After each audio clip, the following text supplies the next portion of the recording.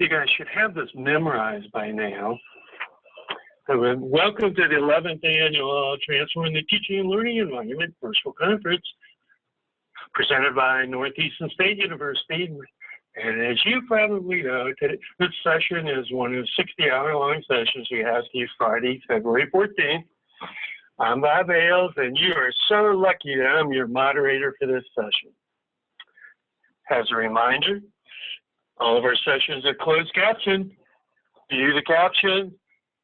Simply click on the closed caption icon on the toolbar at the bottom of the screen, and you will see the handiwork of Michelle, our captioner, who does a great job. Today's session is building a community using technology to create a sense of belonging for our online students. We are fortunate to have with us three folks from Oregon State University, their eCampus. We also have a really good women's basketball team this year. We have with us Brittany Rasick, Bethany Ullman, and Amy Munger. They can explain a little better what their roles are, but so let me turn it over to them.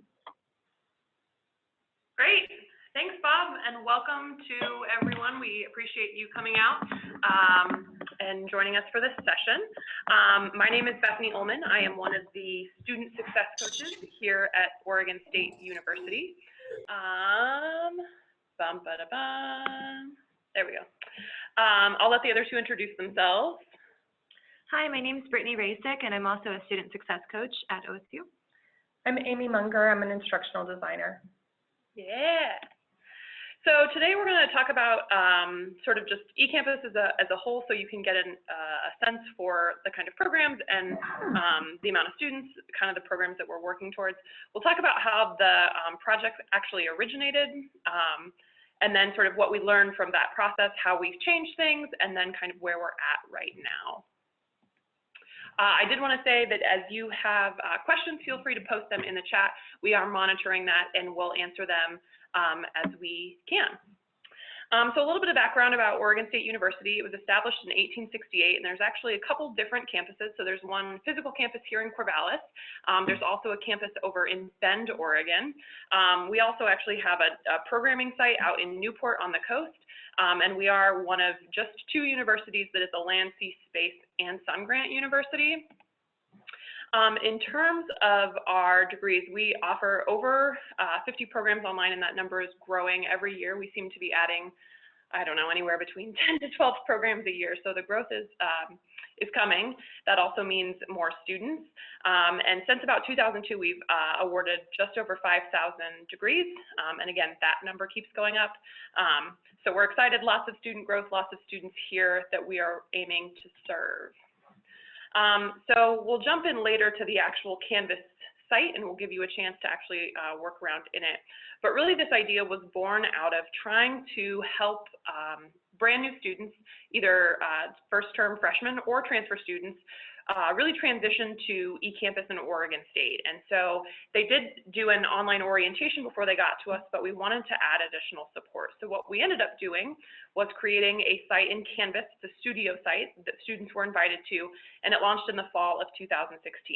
And like I said, it was really to support their transition to OSU and help them sort of get acclimated to what we were doing. So what we ended up seeing is that in most cases, we ran it in fall, winter, spring, and summer. So there were actually 4 different courses. And in each term, we would invite the new students for that term into that particular success site. So what ended up happening is we had really high student acceptance rates, usually anywhere between 95 to about 98%. And students were really engaged in the site before classes opened, because we did want to give them a chance to get in and be able to play with Canvas and become familiar with the learning management system before classes began. So there was a lot of participation at that point in time, and we really sort of wanted it to be a repository of resources so that students didn't have to scavenge our website and the university's website to try and find what they need. And one of the biggest pieces that was most exciting is that it gave us a new way to connect with students. So I think, as we all know, students don't always necessarily read their email, which can be challenging. And so by having this Canvas site, we were actually able to utilize things like announcements and or the Canvas inbox and directly message students that way to get some actual interaction. We did some sort of revamping, and we went to go look back and sort of figure out how is this working, what maybe isn't working.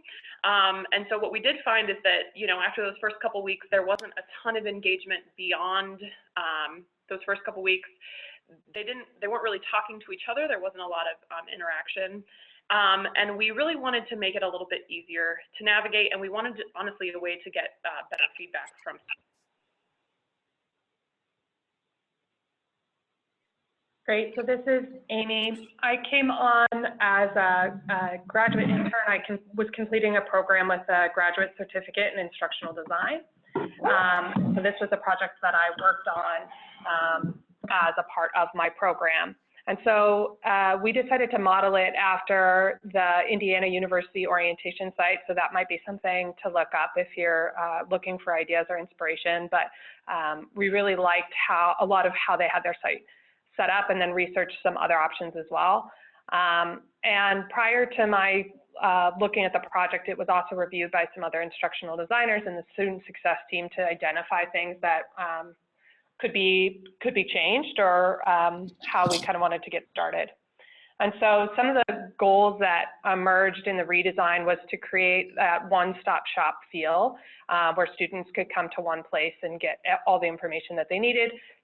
The success coaches indicated that they wanted it to be like really easy and welcoming, so something that was intuitive for students to use and felt friendly, and that the existing content was pretty text heavy, and that they wanted to kind of refresh it. It had been static for a while, and make it more interactive, both with students interacting with each other and also interacting more with the content, and specifically enhancing opportunities to build community, since before it was really just like a resource area. They wanted to create more of a space where students could connect with one another. And also to gather more feedback to find out, is this something that was useful for students? What about it was useful? So that they could think about scoping out further redesign. And so some of the redesigned content that was built was videos that were like included the coaches so that folks would know who they were talking to, and they were tailored to each of the different sections.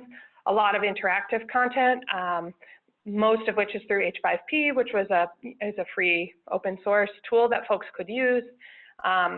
Quick access to student support professionals, so really wanting students, if they got lost, not to just have a site where they couldn't get back into communication with folks. So we added a tab where they could get to their success coach's information at any point and not have to dig through their emails to try to find the name. Again, removing text, making it more visual and easier to navigate. So without further ado, we'll take you for a look at some of our favorite things under the hood.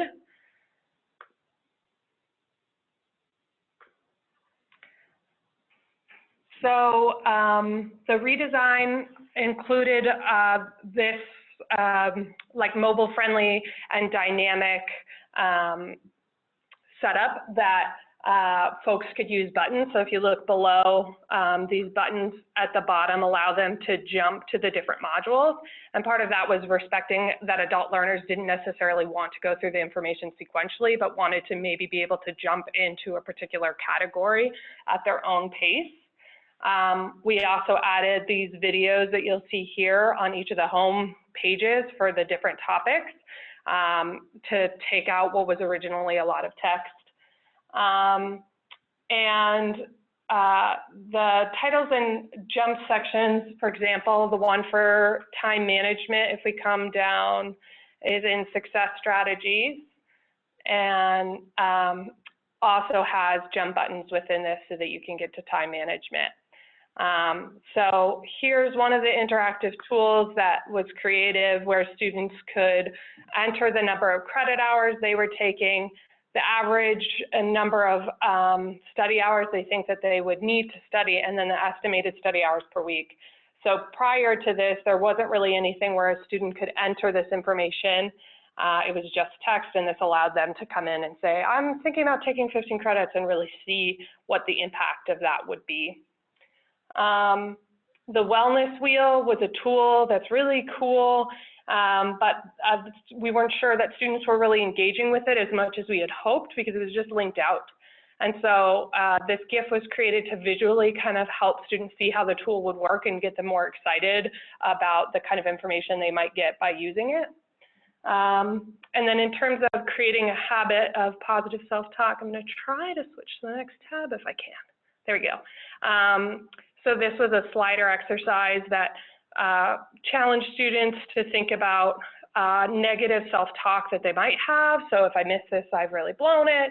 And reframing that as some tension is inevitable, no need to worry about it. And so students did this to kind of get them more involved with the content, and then that led them to a discussion board. And I think the coaches could probably speak to the results that they saw in the discussion board better than I could, but it seemed like this was a chance.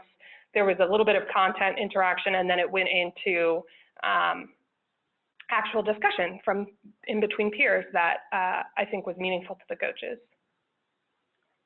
Yeah, I mean, I definitely think that was something that we were aiming to have. A lot of what coaches bring to the table in terms of a resource is helping students really think about their own individual strengths and helping them sort of capitalize on those. And one of them is helping them kind of reframe, if I'm not good at taking tests, or I'm an older than average student, I haven't been in college in a long time, it's been a long time since I've taken notes or had to read, how do we help them, and how does even this tool help them reframe that so that they have a more positive outlook, just in terms of being able to be successful in school. Yeah, and it might be helpful context to know that in the module, Amy developed a section that had content about mindset and growth mindset and examples of that, and then the interactive really just helped solidify what we were already talking about, and so it gave them an opportunity to put it into practice in the sliders and the interactive, and then beyond that they additionally have that discussion forum to go in, so it's kind of layered information. One thing that we really saw with the self-talk forum is that our goal of having students kind of build connection and interact with each other, that was probably one of the best places where we saw that authentically happening. We also had an introduction discussion forum, but that really dropped off after the first kind of like introduction post and then some responses here and there. The self-talk forum was really one where we saw students, like some things being normalized for students and some connections being made on some more personal levels. And so, yeah, that was one piece that we felt was really valuable from this. And what we continue to see to some degree from the discussion boards is that by getting them to the discussion board, whether that's an introduction or a self-talk, there are other discussion boards there that students themselves have started around. There's one in particular that I usually rely on, which is a student posted how he survived our 2 statistics classes that most students end up having to take. And so the students themselves are then even taking it upon themselves to create discussion boards, share resources as a way to, again, build kind of that community, but also just realize that some of these classes are hard and students have gone through it. So even, not really true mentorship, but some sort of piece of kind of a shared experience. Okay, so we're going to jump back into our presentation here. Picture the dog gets me every time. Okay, so we really wanted to share some context with everybody of where we are now. So since the redesign that Amy helped us with, we actually did another transition with the site where we went from having these multiple sites that each of the coaches were managing to bringing everything together into one central site. The main reason for that was, one, from an administrative perspective, if you've got content updates, you need to validate your links, you need to update information, new things are there. You only have one site that you're updating content for, so it just makes more sense from an admin perspective. But we also wanted students to be able to reach others in programs outside of their own. So now all students, all undergraduate students, I should say, degree seeking, are in one central site, and they can reach other students in different programs and majors. So now in the introduction forum, there are students from all different backgrounds and going into different programs. But if students have something in common, like they're both first-generation students, or maybe they're both military-connected students, active duty or veterans, and they can build connections with folks that are outside of their major as well.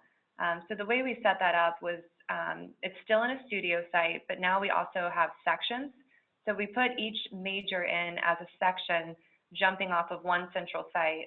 And the nice thing about the sections is that if advisors want to jump in to this site and post an announcement or an event for specifically natural resources students, they can do that. If we want to send a message to a particular section or create an event, we can do that. So it gives us some more flexibility. And then of course, we can always post announcements and discussion forums that are open to all students in all sections. And that gives that ability to reach information across programs. So some things that we've learned from this process, some things are consistent from what Bethany was talking about in the beginning in terms of challenges and what we were looking for. Some of those things that are still consistent is that participation is highest before the start of the term and into the first week, and then it very significantly drops off. Students will come in to meet one another in the introduction discussion forum, but then it really kind of drops off from there. And one thing that Bethany and I were talking about recently is that we don't have a lot of kind of call to action moments where we're asking students to come back in and then giving them kind of new content that's more relevant for further along in their program. Another thing is that Canvas right now, it's not possible to only see a response to your post in the forum. You can subscribe to all the kind of notifications in the forum, but you can't get an update strictly for your post. And so students are then, the onus is on them to come back in and check and see, did somebody respond to my post, and what else did people say? So that's one thing that we've gotten feedback from students on, is that it's challenging for them to have that time and kind of like that spark to come back in and check in that way. So I would say our goal of building student to student, like meaningful connection, we're still working on that, and we're still trying to figure out if Canvas is the right place. I did want to call out too that one thing that does seem to be working really well is that we have an eCampus current student Facebook group. This was something that actually a student started, and then we ended up bringing some folks from staff in as admins and making it a closed private group. And are now sharing it out with students because it has over 500 members in it, and they have great content in there. They encourage each other, they build each other up, they share tutoring resources, and it's just a really amazing community. So now we're actually going to start sharing out that more, and we weren't really promoting it ourselves in the past, but we're going to be connecting students with that as a resource as well. I did want to show just kind of some data points of what we've seen in terms of activity over the term, what students are getting from this, what they've told us in our surveys. So at the highest point in the winter term, we had December 29th. So the winter term started January 6th. So that's right on track with our trend of seeing kind of the week before classes start up to the first week being the highest. We are seeing a lot of activity in the site in terms of what students are engaging with, how many are logged in, how many are still accepting the site. And as you can see, on the busiest day, there were over 11,000 page views in the site. So they're definitely going through the content, reading the material, checking out the resources, posting their introduction posts. So we do feel like there is value there for students coming in early on. We also added in Qualtrics surveys as kind of end of module quick checks. And as Bethany mentioned earlier in our goals, that was one thing we wanted more of. We wanted to see, you know, did we get this right? Are students, are they getting benefit and value out of this? And if so, in what areas? And so that was something Amy suggested, so that we break down on a more micro level, which modules are resonating with them, what are they getting from them? And if not, you know, what else is missing? So now we have those Qualtrics survey results where we can see what folks are getting out of the modules and what feedback they're offering us, which is really nice. So this is a screenshot from the Get Started module, which is the first one in the eCampus learning community. So we asked the question, was it helpful? That's the first question they see. And as you can see, the large majority said yes.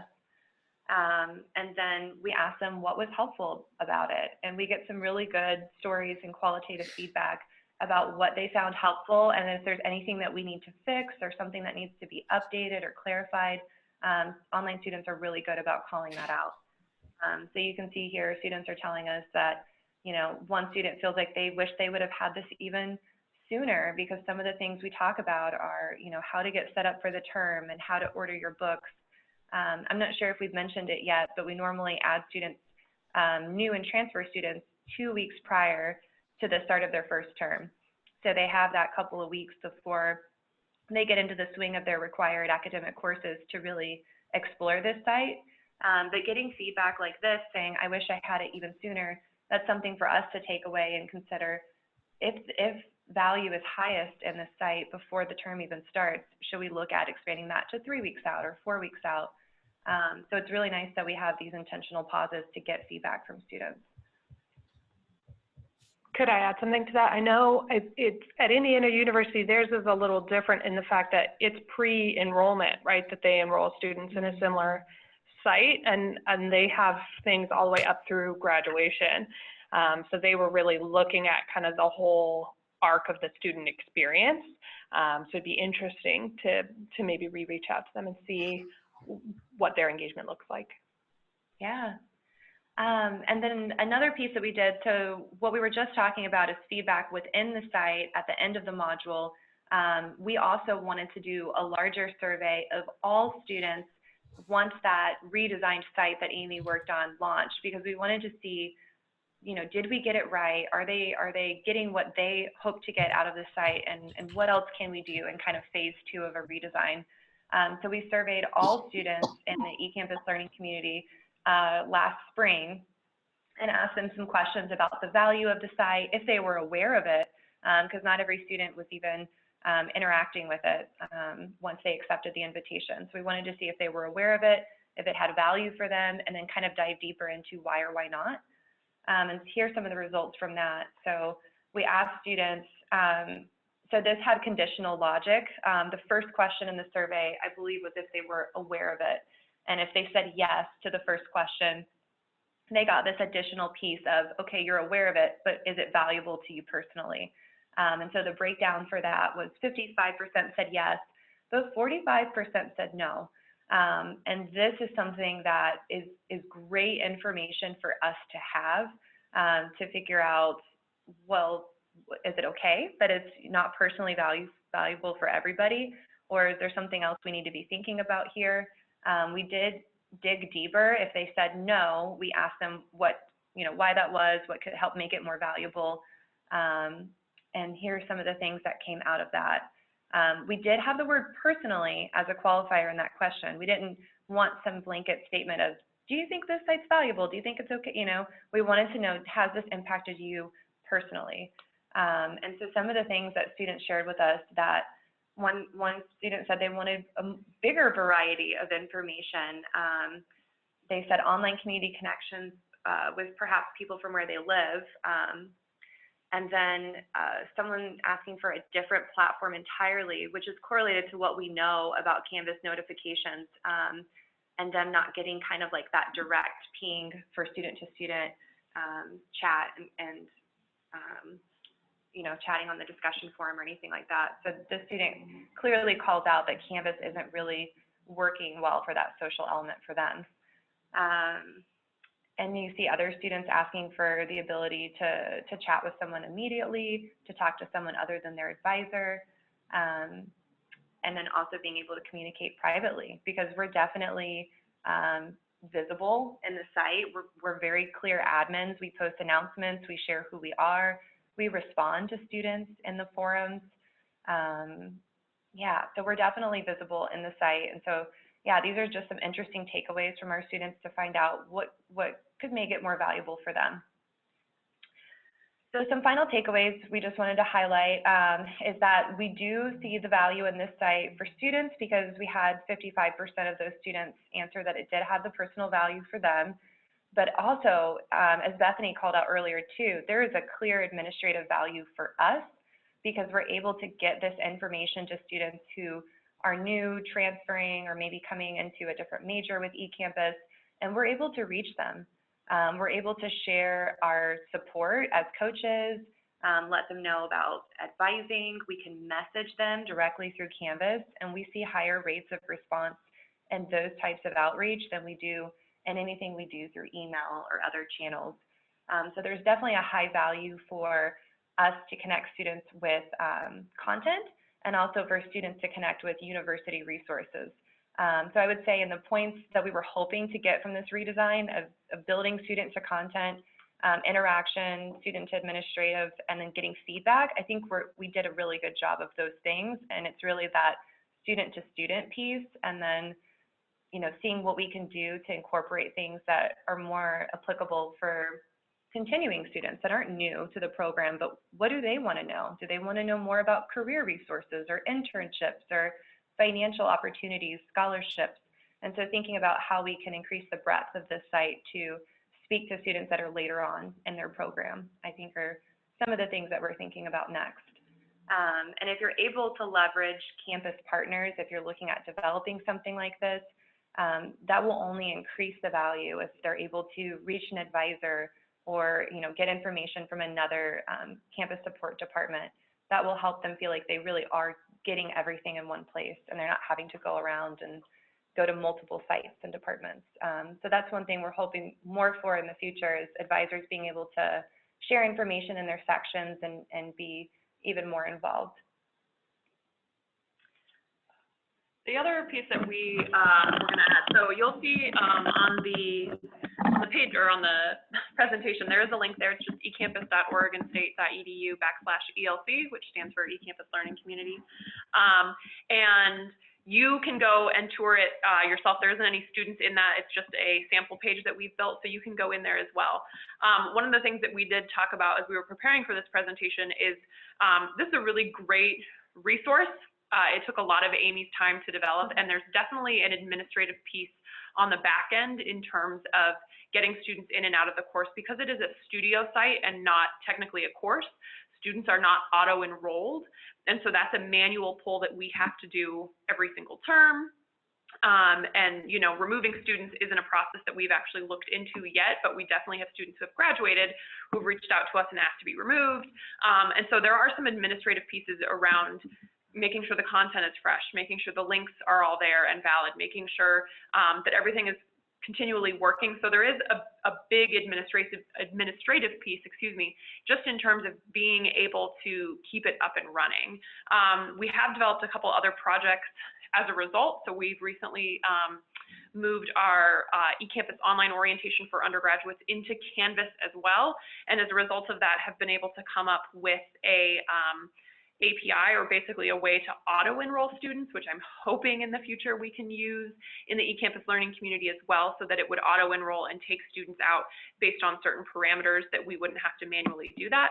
But there definitely is a time component with being able to keep these things, to keep it up and running. I did want to address Jamie's question.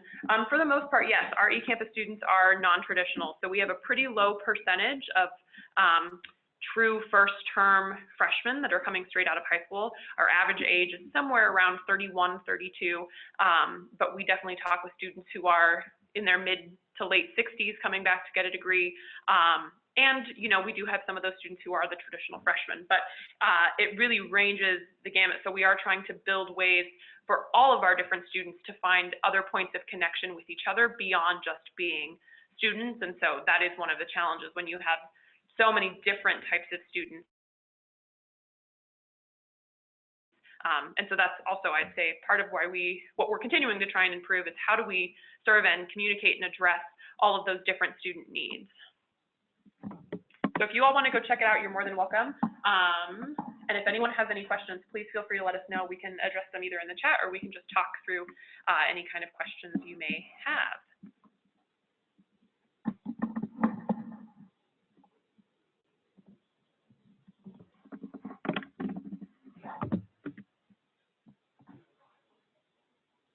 I should say we're also pretty welcome to chat with other folks offline as well if you have questions, or if you all want sort of a further deeper dive. We're happy to work with folks one-on-one as well. Did anything we tried not work well? Yeah, I see Candy has her hand raised. Can you hear me? Yes. Okay, it's easier if I just talk than try to type this out because I'm the typo queen. Uh, I'm with North Idaho College. It's a really great example for us to try to follow to do more for our students. I leave that to our e-learning people. This is more personal. I have a daughter going into graduate study, and there is quite the interesting program in psychology that is online. Is this eCampus thing addressing grad students who are coming into OSU? We aren't strangers to Corvallis, by the way. I'm a twice alum, so my kids went to school there and all that. But what happens with them when they come into the grad programs?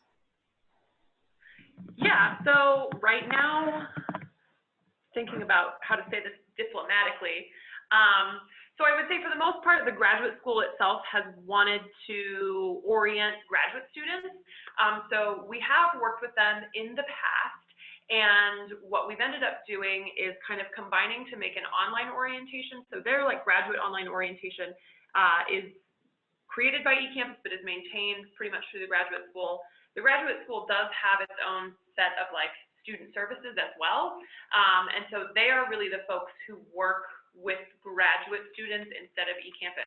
With that being said, anything that has to do with administration and or like student struggles, those are things we can step in and help with. Usually that means obviously we reach out and collaborate with the graduate school. So there are definitely times when we overlap, but I would say the majority of the support comes from the graduate school. Does that help answer the question? Oh, yeah, absolutely. I can kind of help guide her. She's obviously pretty much on her own two legs, but still I'm concerned. Anything online does benefit from extra support and real support, real-time support when you need it. And these cross connections that you're talking about, they're very, very valuable. Thanks. Yeah. And even as coaches, we don't work with them as much because graduate students, like you said, kind of tend to have a good handle on things, but being online is challenging. And so as success coaches, students are always welcome to reach out to any of the success coaches, and we are happy to serve as a resource navigator, and do whatever we can to support graduate students as well. Oh, that's very nice. Thanks. Yeah. Do you want me to do Tyler Frank's question? Yeah, definitely. So I saw the comment, basically how to create a more visually attractive Canvas shell. This actually leveraged a lot of the design work that was for the eCampus uses for academic courses, and a part of that was intentional so that students would be navigating a site that would be different enough looking so it was clear that it wasn't one of their courses, but was very similarly structured as one of their academic courses. Some user design people created a really great framework that we used. But I would say H5P is great and has some ways that you can break up content so it doesn't have to be long sections of text. That's pretty user-friendly without having to know lots of different HTML, and FlexGrid is one that a lot of folks in our office use to try to kind of make it more dynamic. Research that folks in our office has done has just shown more and more students are doing at least part of their coursework on a tablet or on a mobile device. So we can presume they're probably also accessing the site in a similar way as well. And one of the things that was most exciting for Bethany and I was learning that those really cool menu options on the home page, they were really just buttons made in PowerPoint, which means they were shapes with an icon image, and then there were links to a page. So Bethany and I ended up like getting really excited and starting to make those ourselves too. So even something as simple as that, when Amy was able to break it down for us of, you can make a picture and hyperlink it, and it's, so even something as quick of a tool as that could be used. I'm not sure if that answered your question, but.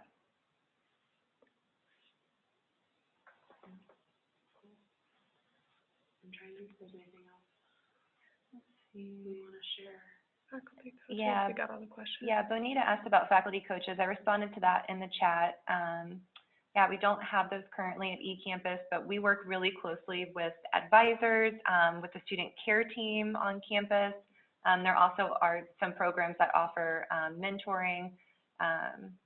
Yeah, so the success coaches do work really closely with those areas, those other departments. I think depending on what the model is at your campus, if you have faculty coaches that want to be involved in something like this, you could either link out to how you schedule with them or find your faculty coach through a site like this, or even better, if they would want to have a presence in there and contribute any information, that would be great as well. And I would say also there were folks as a result of this on campus that thought about campus sites. So we're using it in a fully online context, but there are folks that took this and decided there was different ways they wanted to be able to get in contact with their students. So I don't know if that may be applicable to your faculty support people, but.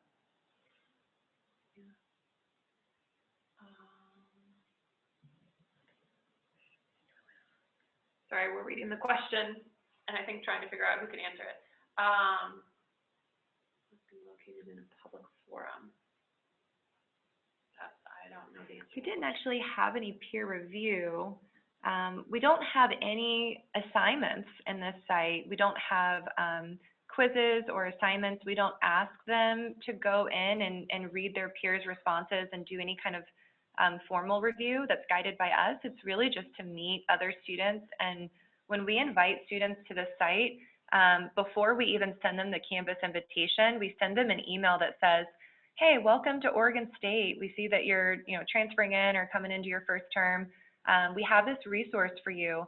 We want it to be clear that it's optional, it's not graded, and it's here for you, throughout your time at OSU as a resource. So we send that to them as a mail merge before we even invite them to the site, just to give the proper context, because it does show up in Canvas, it shows up on their dashboard, and we wanted students to be really clear about this is not, some course that you're required to take, and you don't have to put time into this if you don't have it. So we do kind of explain that for students before they're even invited to the site, so that they can make a decision on if they want to accept the invitation and how much time they want to put into it.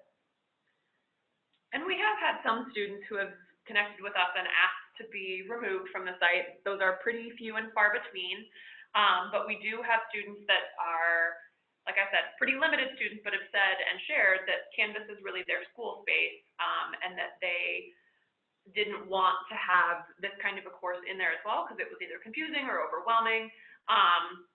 So we are trying to be mindful of that as well. I think one of the things that we didn't address, which is one of the modules that I'm really passionate about, that I helped build. So one of the other ways that we're trying to help connect students, even to just like the campus culture and community, is to help them get involved with the various things that are happening on campus. And so there is a Get Involved module that talks about things like student clubs and organizations and undergraduate research and other kind of things that are happening on campus as a way to help them build connections between each other, but also build connections with folks here on campus, and really feel like they're getting the same kind of experience to some degree that they would be as if they were on campus. And so there's a lot of different types of content in there, just in terms of, obviously study strategies, we want you to have that. We want you to have contacts and information to get in contact with people, but we also want to build additional pieces to help make it as much of a robust experience with us as possible. So we're really trying to emulate what those kind of events could be and really make students feel like they belong at Oregon State University. Kim, I'm not sure what application you were trying to, if you were thinking of an application for assigning peer reviews, you can do it through Canvas. It is clunky. So if it was not necessary, there are ways maybe y'all could do peer review, but in an academic setting, I know a lot of people do. But it takes a little finesse, in my experience, takes a little finessing through Canvas.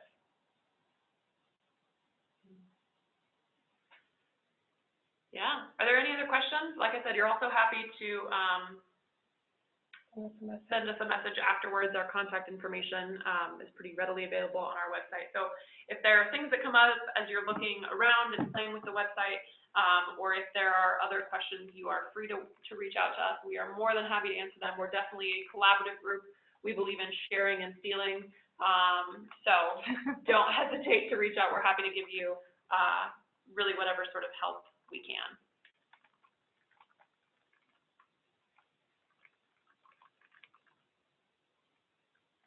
Okay, Bob, I think that's it from us if there aren't any other questions. Yeah, I think it's great. It's really helpful stuff. We see everybody's interested. So thank you guys very much. Thank you. Have a great rest of the conference. Cool. Yeah. Bye. I'll end the session and you guys can take the rest of the day off. All right. Thanks, Bob. You too.